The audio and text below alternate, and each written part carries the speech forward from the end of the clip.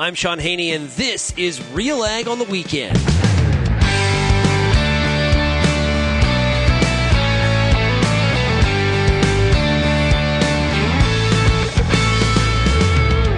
Let's get real and get connected with the week that was in Canadian agriculture. RealAg on the Weekend starts now. Welcome to RealAg on the Weekend here on 650 CKOM and 980 CGME. I'm your host, Shaun Haney of RealAgriculture.com. It is great to be with you here. Hope you had yourself a great week. Harvest is progressing nicely, and those yields are coming in above expectations. No matter where those expectations are, I know some people in some areas a little low. But, we heard on the RealAg Radio podcast when we did our Farmer Rapid Fire on Thursday that in some parts, things are actually turning out better than some people thought. But I know that's not the case for everybody, but I hope you had yourself a great week nonetheless. Okay, this week we've got some pretty good guests here today. We're going to talk to John Barlow. He is the Shadow Minister of Agriculture and Agri-Food with Conservative Party of Canada. Chatted with him as he was in PEI for a conference. He's been really traveling all over the place, visiting farms and talking to stakeholders. And Parliament comes back next week. So it's a prime time to talk to the Shadow Minister of Agriculture for the Conservative Party of Canada. We're also going to hear today from Greg Cherewyk. He is the CEO of Pulse Canada. Of course, the Prime Minister is fresh off his trip, not a great trip, to India.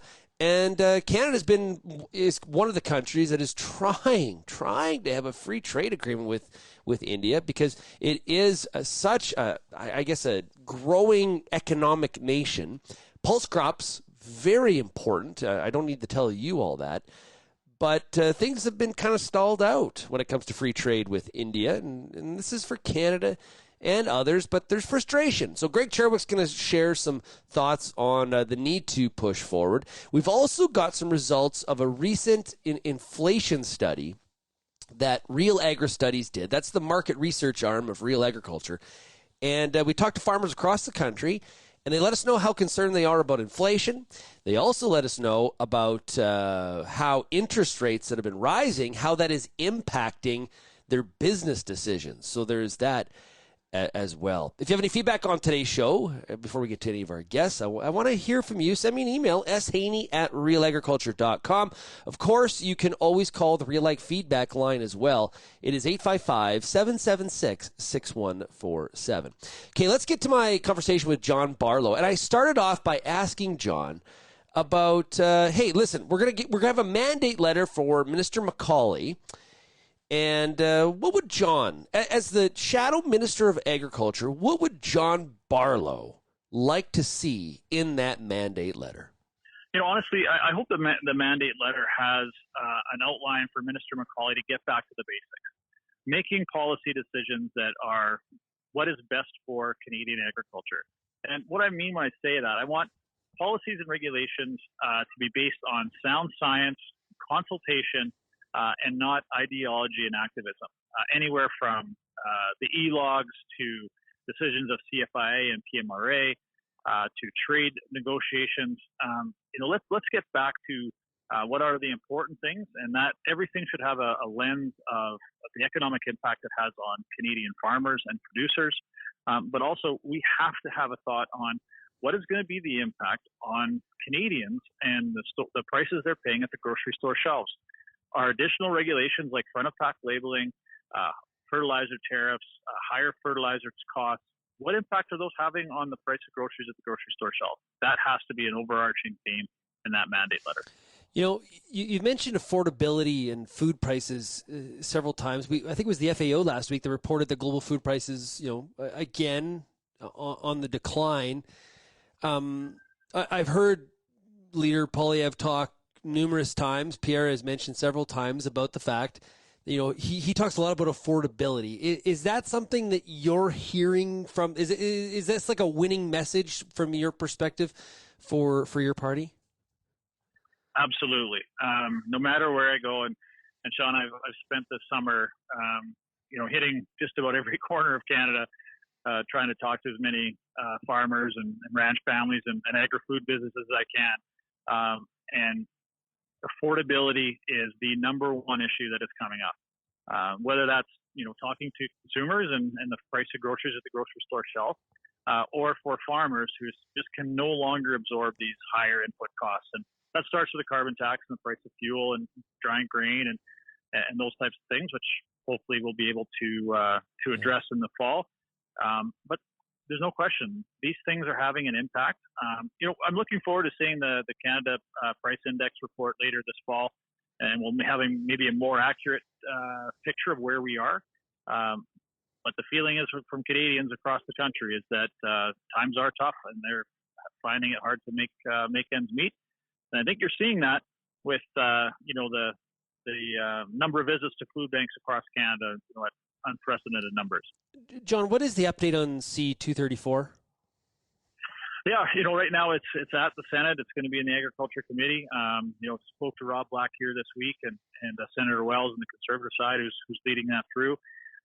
Seems to be real optimism that there shouldn't be any further hiccups, and I'm really hoping that we'll have this through and given royal assent by the end of October, early November at the latest. But certainly this will offer some relief to Canadian producers when they get that exemption on the carbon tax on natural gas and propane, which is imperative as we headed to winter, as your heating barns and drying grain. So hopefully we'll have some really good news for Canadian farmers later this fall.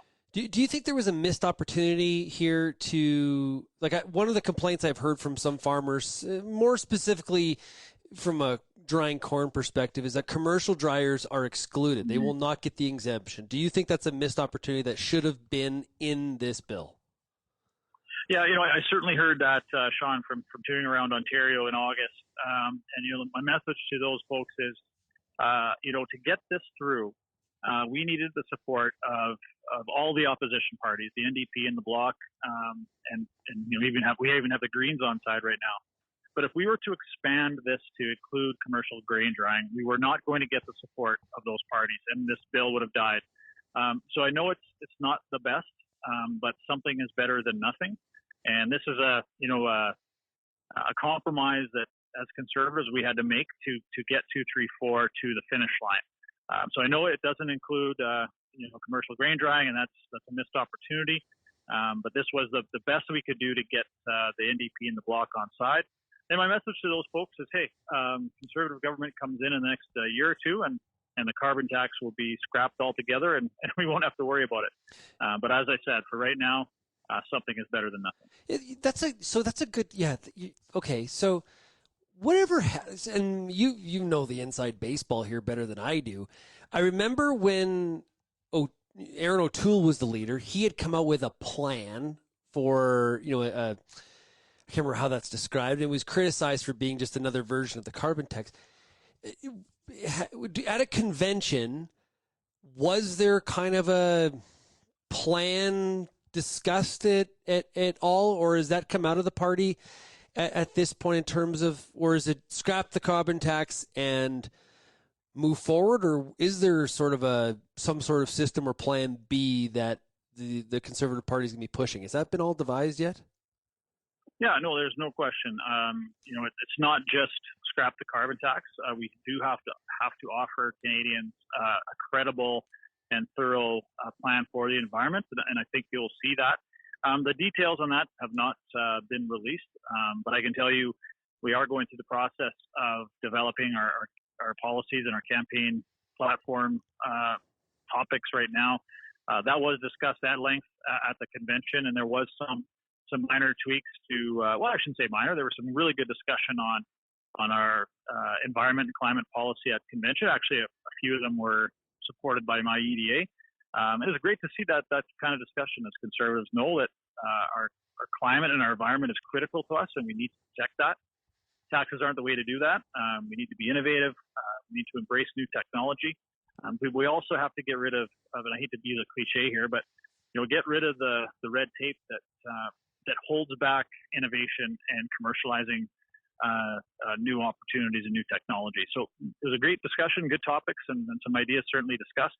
But the details are, we're going to hold on to those till we're a little closer to an election. The maritime premiers came out hard against the clean fuel regulation. Premier Moe of Saskatchewan also spoke out against it. I think Daniel Smith, Premier of Alberta, also did. That's going to be sort of a challenge probably for the party to also reconcile having biofuel policy supportive of farmers and farm commodity demand, but also have something that doesn't necessarily negatively impact consumers at the pump. That's a balance, right? Yeah, I think there's obviously a place for biofuels and clean fuels and things like that, and I don't think any of the premiers that I've seen oppose that in theory. The argument was like, you just slammed us with this. We wanted this to be phased in over a period of time that they could, absorb some of the sticker shock. But they haven't been able to do that when you see, gas and diesel prices go up by 25 cents a liter, 17 cents a liter, I think, on diesel here in PEI specifically. So that's sort of the message I've heard from premiers is we don't oppose this idea of supporting biofuels and the development of biofuels. Certainly has a role. But how the Liberals did this was just overwhelming. And you talk to bureaucrats in Ottawa, they say it's the most complicated and intricate piece of legislation they've ever dealt with. So there's still a lot that we're trying to unwind with this. And so I think there's a place for it, but the Liberals have obviously, fumbled this ball. That was John Barlow, Shadow Minister of Agriculture for the Conservative Party of Canada. I think that I've said it before. The clean fuel regulation needs to be discussed with more nuance. Okay, getting rid of the CFR. If the Conservatives are elected, there needs to be a secondary position in terms of what is the future of biofuels in the country.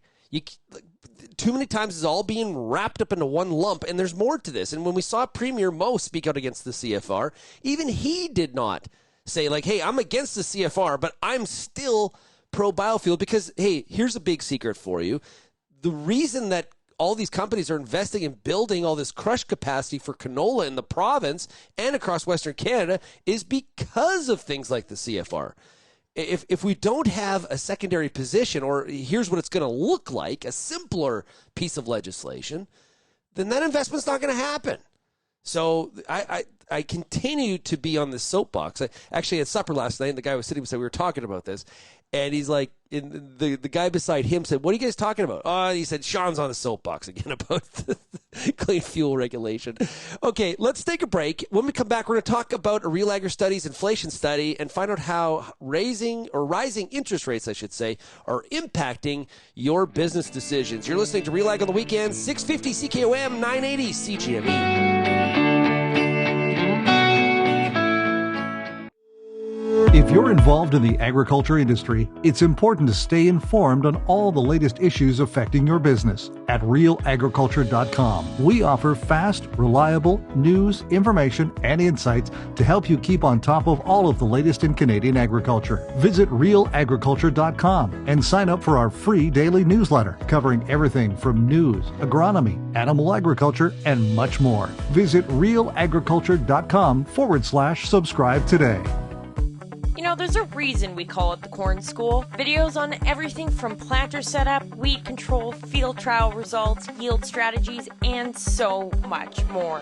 The Corn School on RealAgriculture.com has the information and advice you need to help you succeed. Brought to you by Pride Seeds and BASF, Corn School episodes are available at cornschool.com, from RealAgriculture.com, or as a podcast from your favorite streaming service. Download the latest podcast today.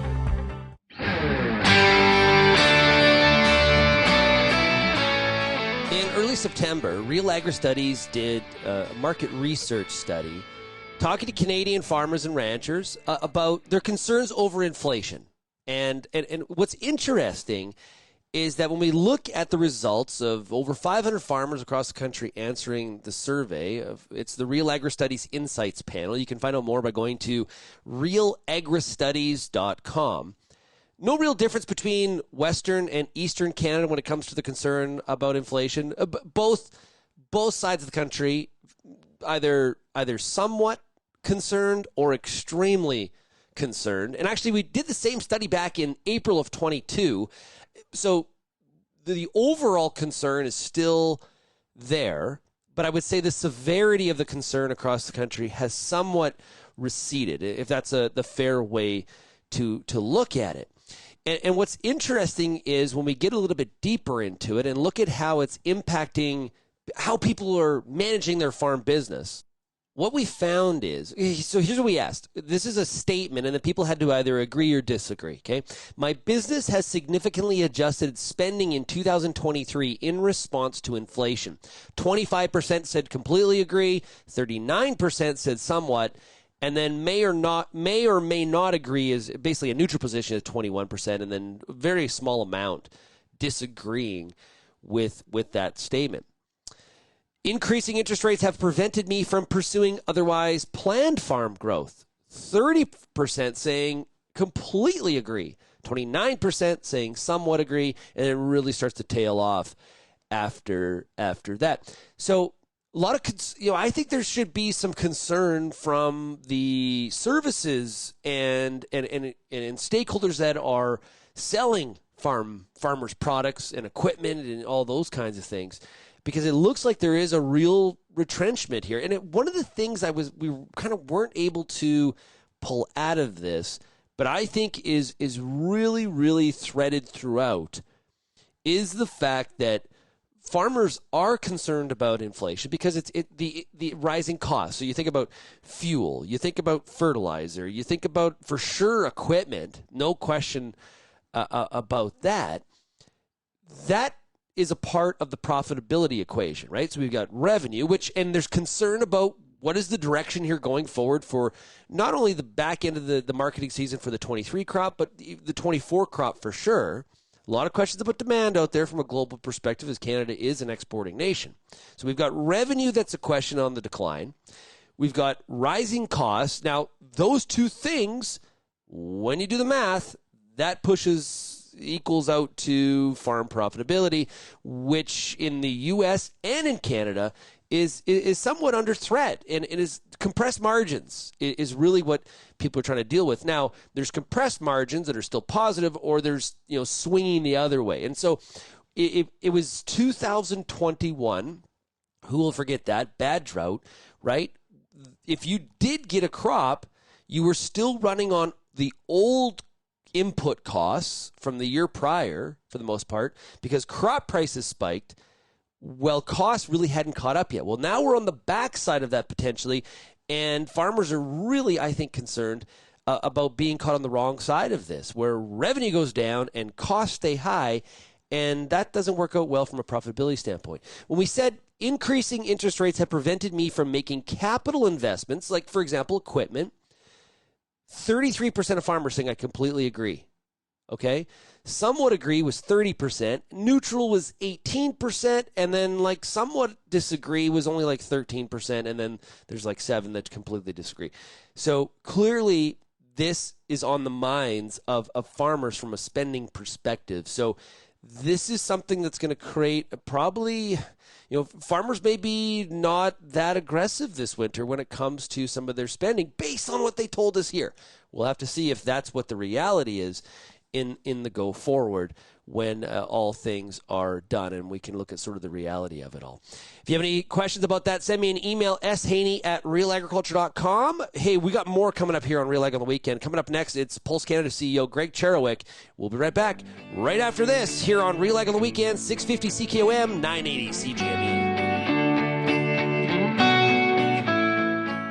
Canola is more than just a pretty face in the prairie landscape. It's a big business, both here and around the world, that requires you to be informed and up to date on everything it takes to grow a successful crop. The Canola School on RealAgriculture.com has an expert library of video resources covering markets, agronomy, and more to help you grow a healthy and profitable canola crop. Visit canolaschool.com today. Brought to you by BASF Canada and Invigor Hybrid Canola. The next generation is the future of agriculture, but how do we launch from one role to leading?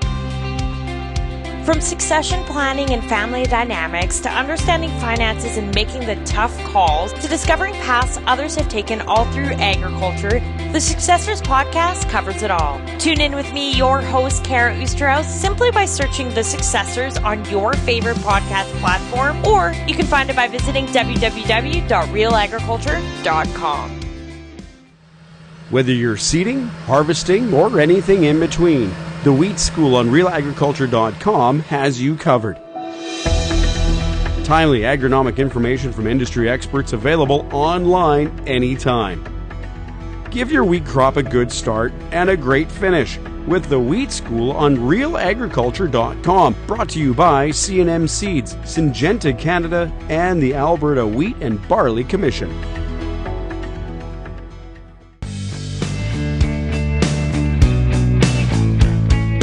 This week, Lindsay Smith had a chance to catch up with the CEO of Pulse Canada, Greg Cherewyk, to talk about free trade with India. Of course, the Prime Minister is fresh off his trip to India, a very, very important trading partner of Canada. But how do we make it more of a partner? Not a great trip by most evaluations of people that follow this very, very closely.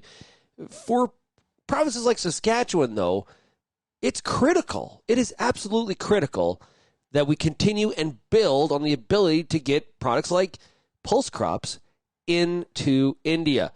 Lindsay Smith of Real Agriculture talked to Greg Cherewyk. Here's the conversation.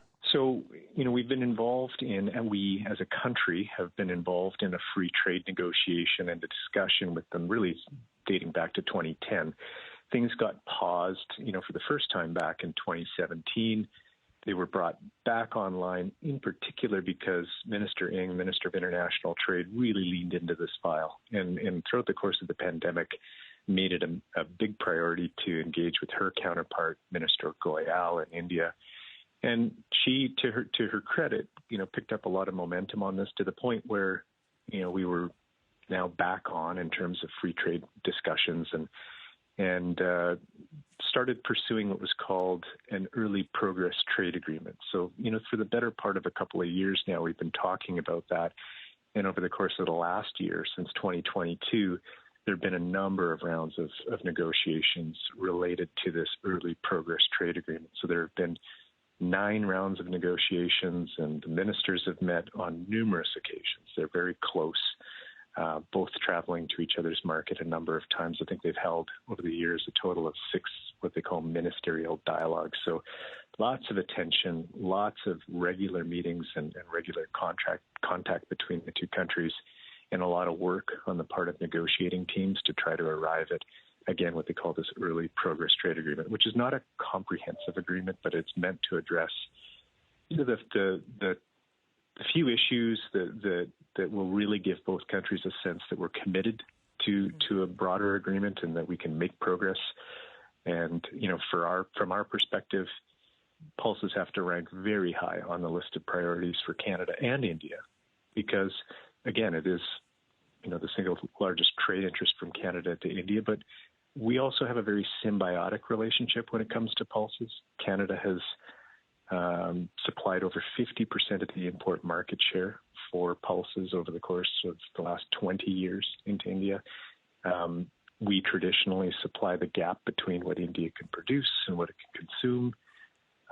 This is a role that we have played for a long time. And in the context of our go-forward relationship, that's the role that we envision playing for quite some time going forward. And that is, to continue to be that sustainable source of affordable, staple sources of plant-based protein. So that's where we're at in terms of the discussion. It's like, many rounds of negotiation, but it's all around, well, what do we need to do to create those enabling conditions in an EPTA, an early progress trade agreement, to serve that relationship. So put it in perspective, though, when we're talking about, outside of this EPTA, what does product from Canada face as far as tariffs at times? So we'll face anywhere between 30% and 60% in terms of tariffs on pulses, but those are tariffs that are faced by all pulse exporting nations. So, and more recently, there was a disparity between the U.S. and other countries, but recently they were able to negotiate a change, and so the U.S. is subject to the same level of tariff that other nations are. And for the time being, we face zero tariff on lentils. They need lentils, so the signal to the marketplace globally is that they're open for business on lentils. The market is effectively closed on peas, has been since, let's say, early 2018. They have a quantitative restriction in place, which is a total volume that's limited to 150,000 tons. But on top of that, they've layered what they call minimum price restrictions, minimum port of entry restrictions, all things that you do to ensure that you just kind of tighten up that market space. Mm-hmm. So, for the two major exports that Canada has shipped to India historically, you've got some barriers in place. Now, as I mentioned, the tariff on lentils is zero, but the bigger issue there is since 2017, when we started to see some change in terms of Government of India involvement and intervention in the marketplace, we've seen that tariff go up to its maximum rate, drop down to zero, go back up to maximum rate, et cetera. And at one point we saw it shift, I think, 5 times in a matter of 6 months. So it's that unpredictability and that lack of transparency with respect to the application of that tariff that creates, confused signals in the marketplace, and certainly doesn't send the appropriate signals to farmers in Canada and around the world with respect to what the biggest market in the world is doing and whether or not it's going to be in the market. So it is challenging. So that brings us to essentially the last, let's say, 2 weeks, because certainly we have seen some news regarding the discussions between Canada and India. The Prime Minister was just there. There was a G20 meeting. By all accounts, not a successful meeting, let's say. What happened with pulses specifically? Did we go backwards here? What happened? Well, I can't offer you any special insight as to what led to this idea that there needed to be a pause. I don't know, and there hasn't been a lot of discussion around how we ended up there. And I also can't say, because I'm not a diplomat, I'm not a negotiator. I'm not well-versed on tactics that you might employ as negotiations near the end. So it could be anything at this point that led to, a high commissioner feeling the need to publicly talk about Canada's interest in having a pause. I just don't know. I think what's more important from our perspective is that because, as I said, both parties have been at the table for 9 rounds of negotiations, because there's so much time and energy that's been spent at both the political level and at the departmental level in getting a deal, that we find a way back to the negotiating table as soon as possible. I mean, and from my perspective, this is about both Canada and India's interest as it relates to, again, the staple source of protein. This is not just about Canada, having an interest in accessing this market. This is a market that, in May, I believe, of this year became the most populous country in the world.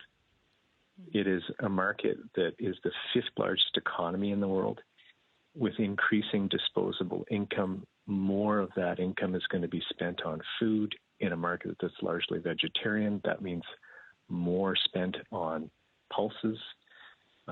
Their own projections would have, with rising income levels, a doubling of per capita consumption, which could lead to us moving from 23 million tons of pulses demand today to somewhere in the neighborhood of 40 million tons in the future.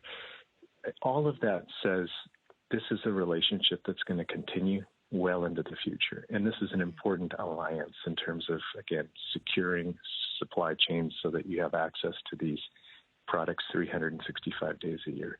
That's why both parties need to come back to the table, because these types of agreements are about creating frameworks for the future. They're not about, being overly hypersensitive to what's happening here and now today. It's about creating those enabling conditions for the future. So, our message to our own government, to the Indian government, and we are speaking openly with both sides, is it's time to come back to the table. Too much time, too much energy, too much has been put into moving forward. Let's find a way back, and let's ensure that with this narrowing window of opportunity that we have to get an agreement, that we take advantage of that and do everything possible to bring everyone together. We'll have more of the conversation with Pulse Canada CEO Greg Cherewyk right after this. You're listening to RealAg on the Weekend on 650 CKOM and 980 CGME.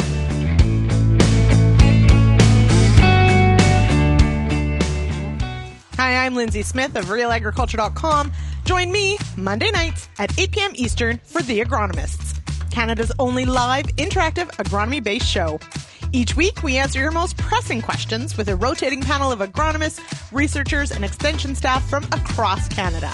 Join me Monday nights, 8 p.m. Eastern on YouTube, Facebook, Twitter, or LinkedIn, or head to realagriculture.com/live at 8 p.m. Eastern. Hi, I'm Bernard Tobin, host of the Soybean School on RealAgriculture.com. Throughout the year, on the Soybean School, we'll bring you timely agronomic video content from planting to harvest, from the latest agronomic research to the latest in production technology. Check out our massive video library on YouTube, RealAgriculture.com, or download the audio podcast versions wherever you get your podcasts. The Soybean School is brought to you by Pride Seeds, BASF, and Syngenta Canada.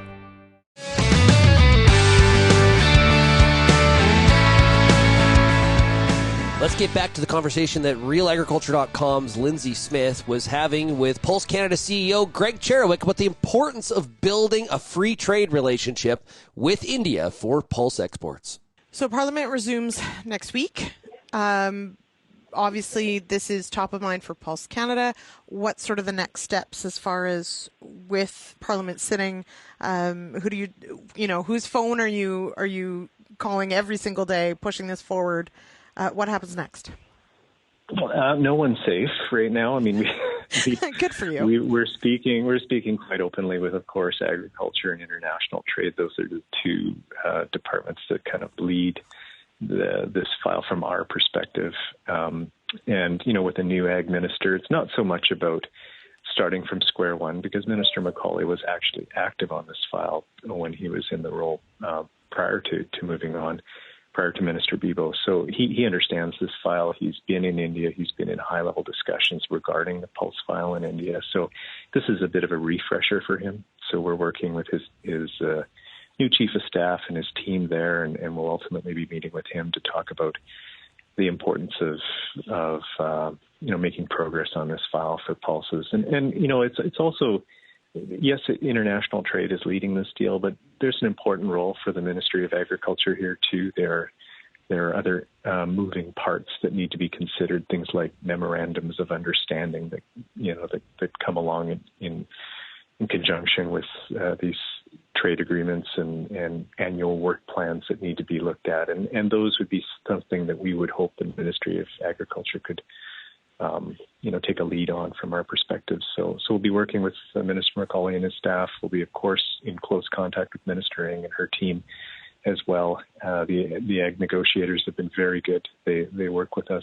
on a weekly, bi-weekly basis to keep us informed of where things are at. So, those are the usual suspects in terms of who we'll be working with. But beyond that, it's every MP in this country that needs to understand the importance of free trade and in particular trade with India. And then on top of that, there are other industry groups that are very interested in seeing things happen with India. We've got the Business Council of Canada, the Canada-India Business Council that's very active in these discussions. So, we make sure we're in close contact with all of those groups so that they understand what we're saying and we understand what they're saying, and hopefully, we're on the same page with respect to the messaging we're bringing to Ottawa as well as to our counterparts in India.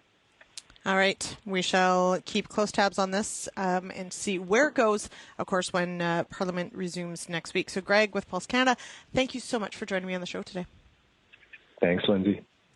That was RealAgriculture.com's Lindsay Smith talking to Pulse Canada CEO Greg Cherewyk about free trade with India, or I guess the potential of it. And as Greg mentioned, I think it's very, very fair evaluation. Canada has some great ag negotiators. Now, there are some industries within agriculture, specifically supply management, that may disagree with that. As in some of these negotiations in the past, supply management has been one of the things that has, I guess, somewhat been a bit of a bargaining chip. In this case, though, this is a tough nut, so to speak, in the sense that there's always talk of potential free trade deals with India, but it just doesn't seem to come to fruition. And we're working hard at it. Hey, the U.S. is working hard at it too. I will never forget. I actually think I think it's happened with the Trump administration, And it also happened with the current Biden administration, where they talked about, hey, we're going to have a free trade agreement with India. And it was like framed as if we're going to do that in 6 months. And that'll be done, and we'll move on to other stuff. And I remember being on U.S. radio shows and just kind of laughing at that because I've seen Canada's experience with it. So when we think about pulse exports, though, we're in a situation where we've also got, as Greg mentioned, the market has kind of changed. One, India does ebb and flow in terms of protectionism as it applies to Modi trying to, I guess, protect or enhance his relationship with farmers in the country. We also have the U.S. who's trying to rapidly expand the pulse acre, and they, in the northern tier, they see the success that countries or provinces, I should say, like Saskatchewan, Alberta, Manitoba, that they have had with pulse crops. And quite frankly, when I visited some of the farms in the northern tier in Montana and North Dakota, they say, why not, right? I was down in just south of Minton, Saskatchewan, down to Plentywood in the summertime, and tons of lentils there. Lentils are a huge part of that geographical area when it comes to farm income. Same concerns, though, things like Aphanomyces and examples like that of really challenging some of the yields. There's no doubt. Yeah, there's a lot of similarities between the two regions, and that comes in terms of crop types and diseases that growers are faced. But, back to free trade, I do think that this is one that Canada has to really show resilience on. It is a war of attrition, so to speak. And we need to continue to push forward on it. And it's going to be difficult for Canada to close this, but it's really, really important.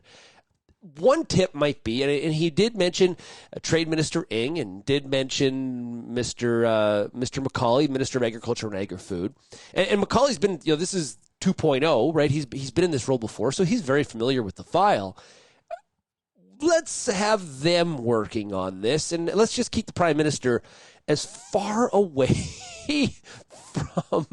from India as we possibly can. Every time the man steps foot in India, it seems to be a wreck. What is it about India and him and a wreck? And it's just not good. So he's got other problems. The housing crisis and really, really being challenged in the polls. It's somewhat of a, you could call it a free fall. And I for many of you, I'm sure you have some perspectives on what that says and what that means, and are you happy or sad about that? Nevertheless, we need to keep the Prime Minister out of India. 2 trips. This one was bad, but I'm still not sure from a personal branding standpoint it was as bad as the dress up and dancing. That was I still in ag circles outside of the country still get asked about that one. Just so bizarre. So bizarre. Well, that's all the time we have here today for Real Ag on the Weekend. Hope you enjoyed today's show. If you do have any feedback, we'd love to hear from you. There's a bunch of ways to do that. You can get back to me by sending me an email, shaney@realagriculture.com. You can also find us across all the different social media platforms. We are Real Agriculture on all of them.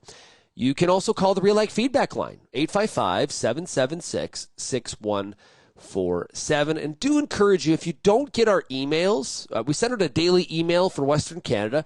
It's got tons of articles, there's videos, there's podcasts, there's a lot of stuff that we do at Real Agriculture, not just this show here on Ralco.